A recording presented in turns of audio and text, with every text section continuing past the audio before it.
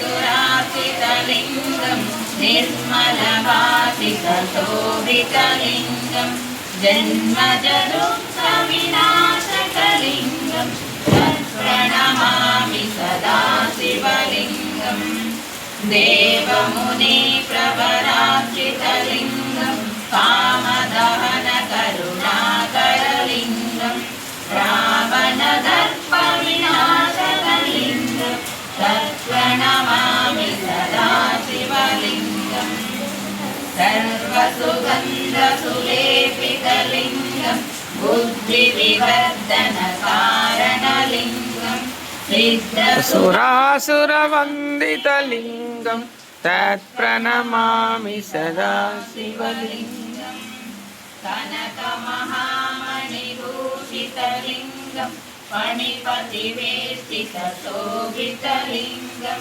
दक्षसुयज्ञविनाशनलिङ्गं तत्प्रणमामि सदा शिवलिङ्गं कुङ्कुमचन्दनलेपितलिङ्गं पङ्कजहारसुशोभितलिङ्गं सञ्चितपापविनाशनलिङ्गं तत्प्रणमामि सदा शिवलिङ्गं देवगणार्चितसेवितलिङ्गं भावैर्भक्तिविसेवितलिङ्गं दिनकरकोटिप्रभाकरलिङ्गं तत्प्रणमामि सदा शिवलिङ्गम् अष्टदलोपरिवेष्टितलिङ्गं सर्वसमुद्भवकारणलिङ्गम् अष्टदरिद्रविनाशकलिङ्गं तत्प्रणमामि सदा शिवलिङ्गम् सुरगुरुसुरवरपूजितलिङ्गं सुरवनपुष्पसदाचितलिङ्गं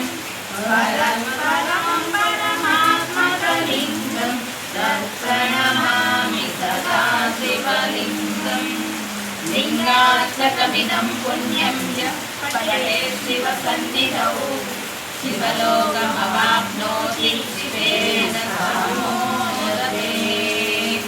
जय गोविंद। ओम नमः शिवाय। हर हर महादेव।